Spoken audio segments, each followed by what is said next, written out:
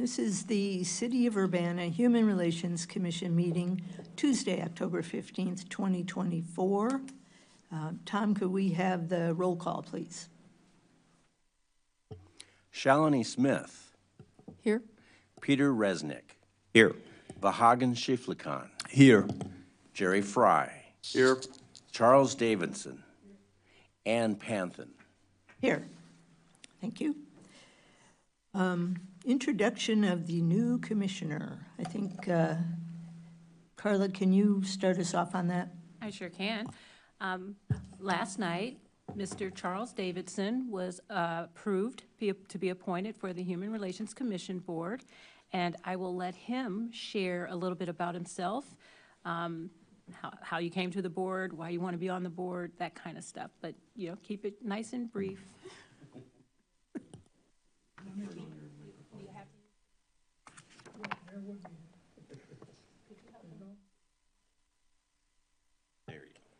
Yes, so my name is Charles Davidson. I was born and raised here in Champaign County. I've been living in Urbana over 20 years. You know, I always like Urbana. I found out about the You Needed People for the Human Relations Board, and I just wanted to be a part of it. You know, I always try to help people any way I can. You know, so that's how I got here. Thank you. Thank you, Charles, and welcome. Approval of agenda. Hopefully everyone has seen the agenda, and we'll need a motion to approve. So moved. Second. All in favor? Aye. Aye. Thank you. Approval of the minutes of the previous meeting. We got the minutes the other day, and I'm hoping that everyone has looked through them. If you have any questions for Tom, we could ask. All looked good. All right. Do we have a motion to approve the minutes from hang on one second, the meeting of September 17th, 2024. I'll put forth that motion. I'll second. Great. All in favor? Aye. Aye. Aye. Thank you. Public input. Are you folks, nope, just observers. Unfinished business, the 1222G complaint that was brought to us back in August at our regular meeting. So I will just give just a little bit of an update. I've talked to many people. I've emailed with quite a few people. Dr. Carla.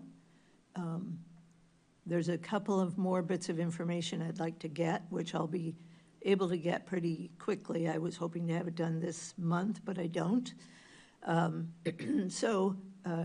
We will present I will present the findings at the November meeting. And then following that, Carla and I think, will be put on the City Council agenda to report to the City Council what the findings are. So there's been quite a bit done, but a little more needs to be done, and then we'll be finished with it in November. So, and I did communicate that to the folks that signed the petition, so they're aware of the time frame. So that is the update for the 1222G. Any questions from the commissioners about it? No. All right, we'll move on to new business. We have some automatic 2-year certifications, which, let me find them on my, I'm trying to use my computer for the, but Shalini's helping me out here. Thank you. So we'll need do we need a motion? I forget again. No, ma'am, it's just an announcement. Just an announcement. We have we have three companies eligible for automatic EEO certification or recertification. Vistane Group, which is a consulting firm for fire protection study. Rantoul Truck Center, which is exactly what it sounds like, trucks. It's recycling, collection and processing. And then we have Equipment Management Company, which has fire and rescue products. All of those companies have 14 and under employees, which makes them eligible for automatic certification. So those are the automatic certifications. Yes, Pete? I noticed on a couple of forms, I didn't ring a bell before, that sometimes if they're going to use our sexual harassment policy that they fill in or equal opportunity policy, they check no on the little checklist and then add it. And it threw me for a second, like, oh, wait, they're missing something? But no, they're not missing it. They are using ours. Is there any expectation about what they should check, or? What happened was that they checked no, which meant that I followed up with a conversation sample. and email with them, and then I didn't even think about editing that form, but that, sometimes I catch that. That's fine. It just threw me for a moment, and then I realized what they had done. So no, that's okay. Any other questions about the automatic 2-year certification? No? Okay. The consideration of the EEO workforce statistics. So we could do the omnibus motion and get them all in and then discuss if someone would like to. I had a question up front. Yes. So one quick question up front, which is, there are a couple of them that I noticed where their employment numbers are not great, but they have made, some effort. One of them only turned over like 3 or 4 employees. And just as a question of like sort of practice going forward, do we want to approve those for 2 years, or do we want to say, we appreciate it, 1 year, and we're just going to check to make sure you're still making progress?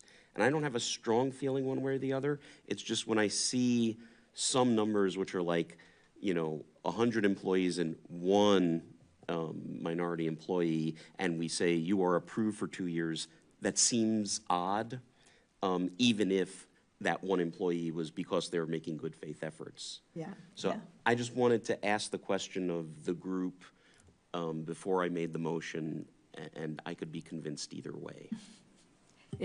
I would be of the opinion that one of the purposes of our commission is to ensure diversity in the workplaces of the applications that we see.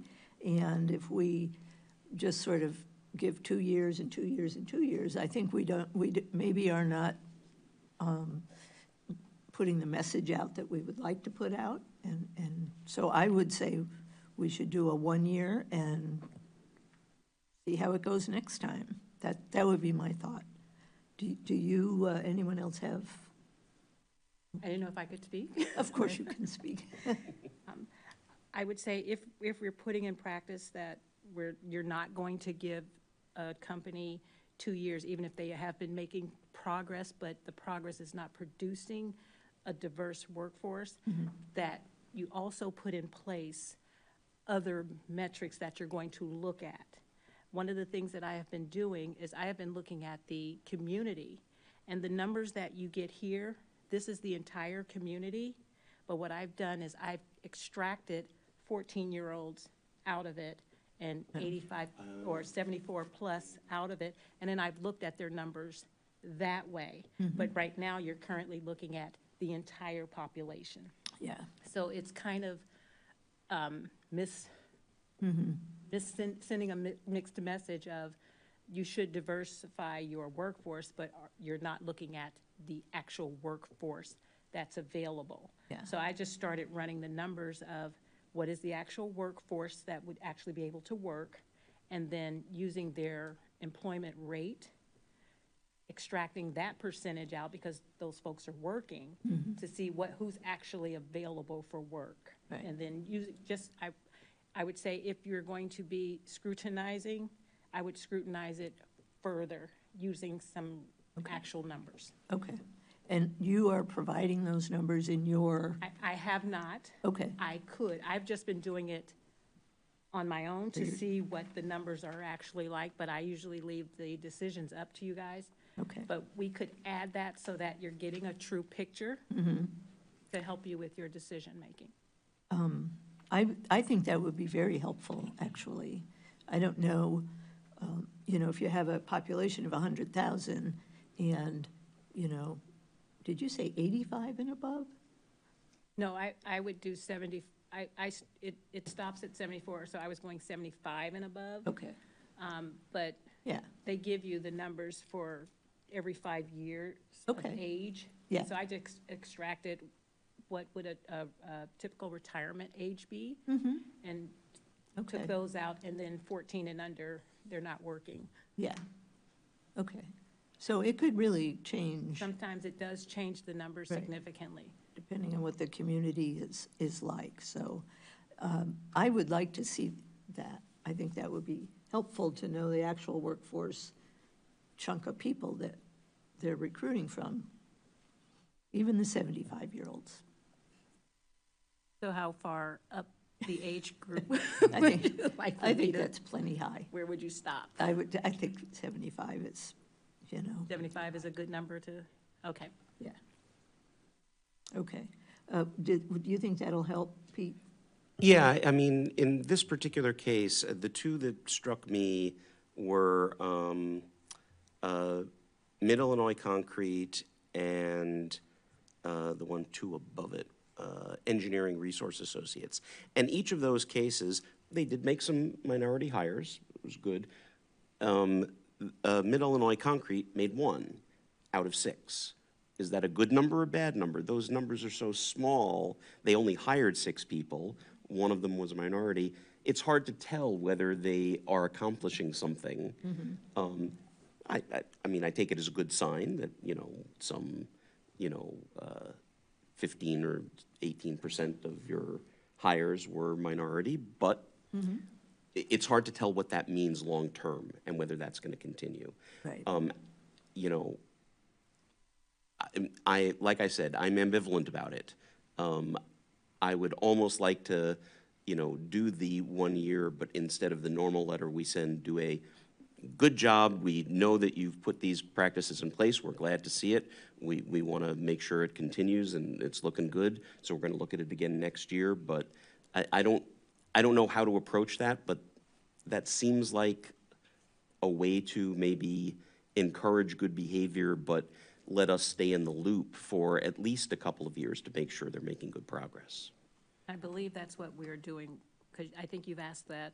a Kind of while thing back, too. before, yeah. Yeah, and so Yeah. we've been including those. The commission believes you're doing excellent work, blah, blah, blah. Okay. Okay. So why don't we do that for And, those? and then, okay, so I'll make a motion to approve Axon Enterprise for 2 years, Barry Dunn for 2 years, Engineering Resource Associate with 1 year with such a letter, FMG Architects for 2 years, Mid-Illinois Concrete for 1 year with the same letter, Vermeer Sales, that's a mouthful, for 2 years, Upkeep Maintenance Services for 2 years, and I think that was it. Did I get that right? So moved. We need a second. I'll second. Okay. Thank you. Also, can I comment? Absolutely. It's the Before perfect moving time. forward, yeah, so I just wanted to ask, so is it possible to, since some of the agencies, as you said, are a little bit controversial because we can't understand if they are making a real progress or they are just like showing the number, just one worker, and just to show us that they are doing progress. So I'm just wondering, is it possible to have quarterly or semi-annual touch base with them just to see if they have any real time updates on that issue on like hiring new employees from diversified like ethnic groups, racial groups, or some other categories, or it's not possible? I'll say I think the downside to that is, especially given the hiring numbers we're talking about, this is occurring when they're hiring 6 people for the year. Halfway through the year, or even a quarter way through the year, so they may or may not have hired anybody, or they may have hired one person. I don't think we're going to see much from that in these cases. For a big company, you know, like thousands of employees, but generally those are the ones that it's really clear from the numbers whether they're making Yeah, progress or right. not year over year. So I guess, you know, we could try, but I suspect we're not going to see much. For small agents, for this- small that- companies. those are the ones that I was asking the question about, these smaller companies where they've given us documentation which says, here are the steps we're taking to do better hiring, and we've got these policies in place now, and we did get a hire this year or two that are minority. At that point, I want to say, okay, let's give it another year, and because you're hiring in such small numbers, let's see what it looks like year over year and before we approve for 2. I see. All right, so I would just like, although let's say that there are some legitimate reasons why many of these agencies, companies, or of these institutions may not diversify their workforce, but I still would like to encourage them and strongly recommend to use all opportunities, even small ones, to diversify their workforce and make it more inclusive. And because at the end of the day, it's not only about moral or institutional obligation, right? So, or like, it's more like, it's also advantages for them. It's a strategic advantage because they become more resilient, they become more stronger, and in many sense, it helps them to improve themselves too. So, yeah, thank you. Carla? Are we asking the companies to submit applications every 6 months? Because that might not be, No, for small ones, it does not make, we came to a conclusion that there is no, because Okay. it's like, there are just like 6 or 5 people they hire annually, so, yeah. I would also encourage looking at the industries, because I've also did some background checking on that. And with engineering, there are already low numbers of minorities going into engineering as an industry. And so they may not have the workforce available to pull from, because most of the time, if you're in engineering and you're also in a minority, you're getting swallowed up really quickly. And they're hiring you up really quickly. And there's a lot of companies, but not a lot of opportunity for diversity because it's spread out. So I'm just encouraging to think about those things also when trying to understand whether or not they're making good progress, or are they trying hard enough, is to take some other things into consideration. Yes, sir.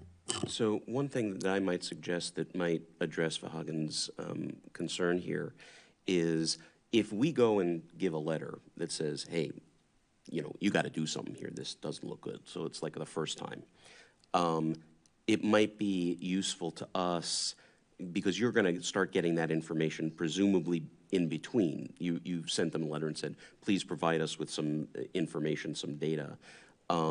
If every so often you can give us during perhaps your report, here's the kinds of things that we're getting in on the ones that you've asked for, these are the kinds of progress they're making, or even if you're explicitly soliciting, here's the kind of things we think you should be doing, and they're implementing those. Giving us a little report on that every so often might give us some background information about how folks do this, whether they're making good progress. But I think asking them, you know, repeatedly in the interim is probably not the best idea. But if you can let us know that, yes, you're hearing back from folks, something like that. I want to I'm going to defer to Tom Oh, on that. 'cause he's the one who gets the he wants to information. He would have to do that work. Well, I think probably the best way to respond is when you stated something very specific that you'd like to see in a letter, that we can tailor that letter to, you can make that as specific as you'd like.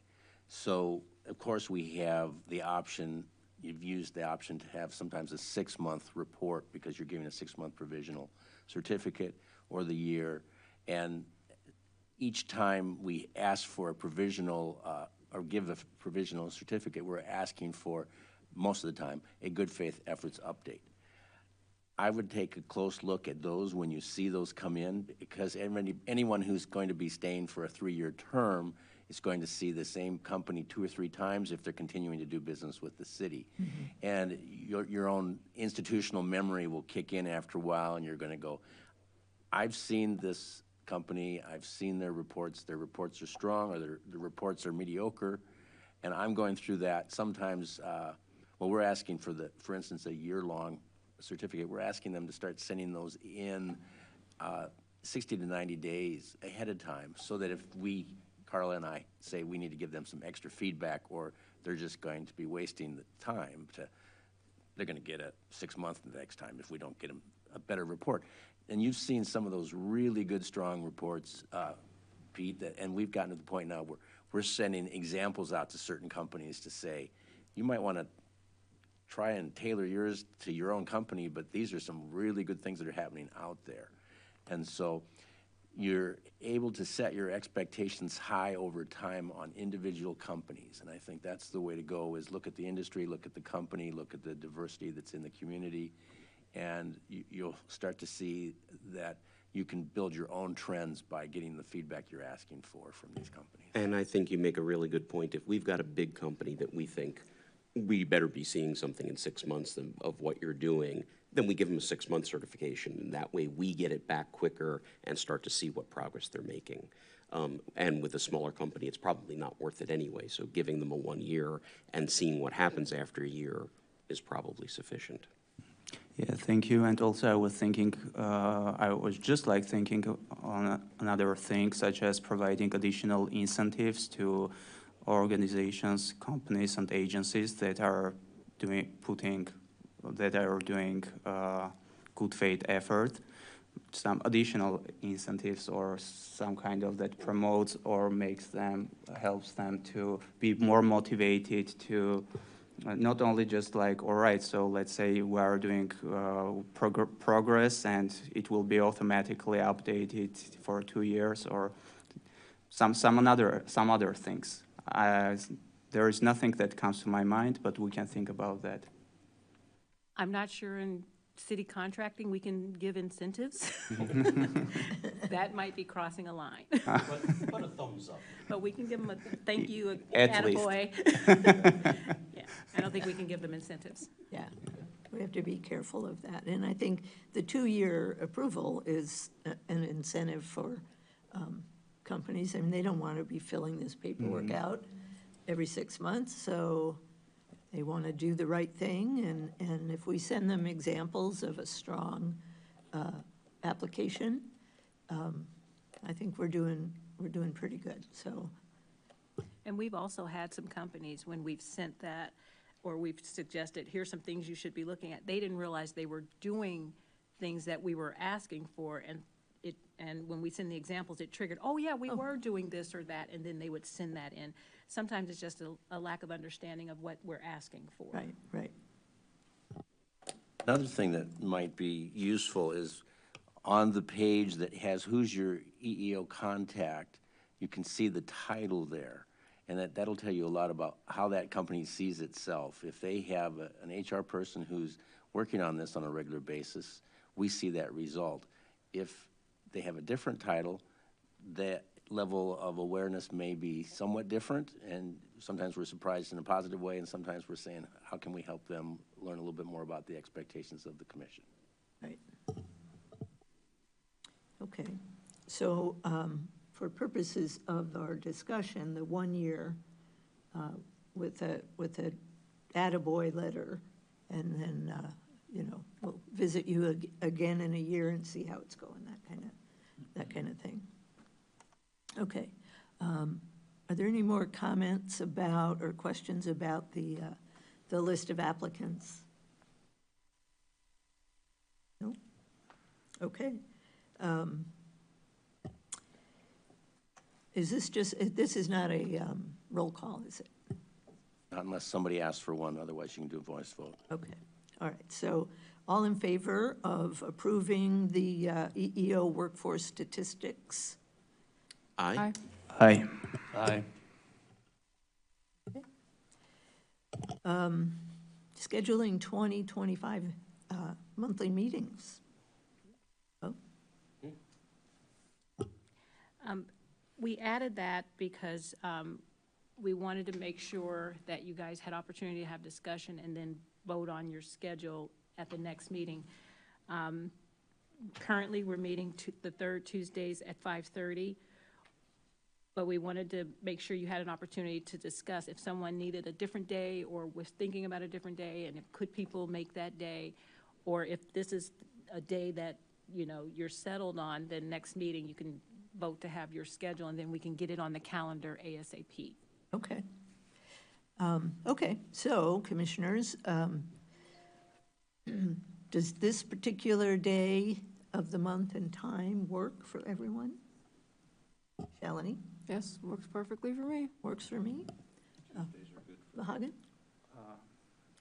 Nothing is good. I can say right now. Oh, okay. So if we go forward with this particular day of the month and Yeah, time, probably I will have some recommendation for our next meeting Okay. for the dates. okay, all right. Jerry, is that okay? Okay, Charles? It's good. Okay. So why don't we go with the idea that we're going to stick with it, and we'll hear from Vahagan about possible other things. At the next meeting, you can just either vote or have some thoughts. Will you provide that prior to the meeting, and we can include that in the, okay. Yeah, you can send it to Carla, not all of us. But- Okay. Report of officers. Carla?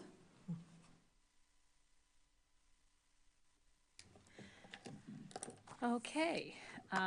As far as formal complaints, there are 2 active complaints. One concerns whether an employer denied employment based on race. This one is the person was terminated, and so we're making sure that that person was not terminated due to a protected class. Another is about whether a property owner denied a prospective tenant housing based on criminal record. That is in the response period, and so the respondent has, I think, 2 more weeks to provide that response. Contacts, informal complaints. We had one caller. She believed she was being discriminated against in services due to her disability. However, the complainant reported the incident after the time allowed for filing complaints under the ordinance, and so I referred that person to the IDHR, which is the Illinois Department of Human Rights. They have 300 days, and also because of the nature of it, to the Human and Health Service, the U.S. Department of Human Health and Services Civil Rights Office. I also received an email inquiry, a complaint about an employee. I reached out for clarity of the complaint because I wasn't sure if they were complaining about a business, if they were complaining about a coworker, if they were complaining about their employer. The person didn't give clarity when they submitted their complaint, but I reached out to them to get that information, and they have not responded. And so I'm just waiting for them to respond. Okay. Office activity on September 18th at the Champaign Public Library as a member of the Citizen and Citizenship Engagement Team for the Champaign County Welcome Plan. We hosted the Government 101 event. I had talked to you all about that event, was coming up, introducing the immigrant community to city services, the Urbana Police, Fire, Community Development, Public Works and the Urbana Free Library, the Human Rights Offices of each city, Champaign and Urbana, had representation, and the visitors learned a lot about available services. We had an opportunity to just for them to get to know each of us in our offices and how to contact us, and just to learn interesting things about the office that you wouldn't necessarily know about. We had few Urbana residents attend this year, and so the team is looking at scheduling 2 events next year.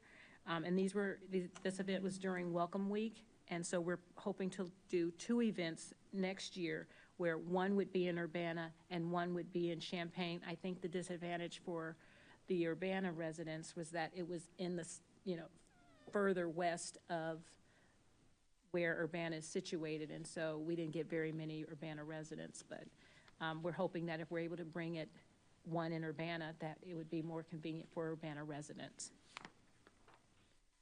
A reminder that there is a Black Mental Health and Wellness Conference on Saturday, October 26th, which is free and open to the public.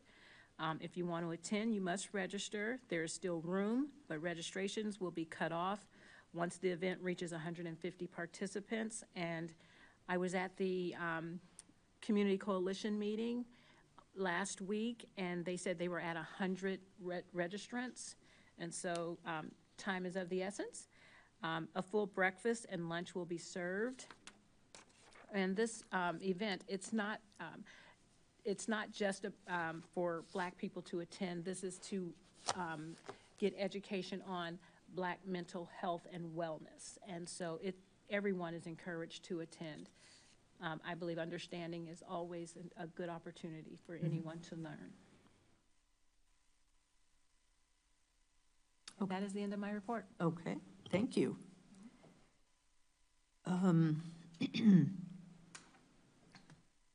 Announcements. This commission has 3 openings now. That's pretty good progress. The next scheduled meeting is Tuesday, November 19th, 2024 at 5:30 p.m. Is there anything else before we adjourn? No? Okay, this meeting is adjourned.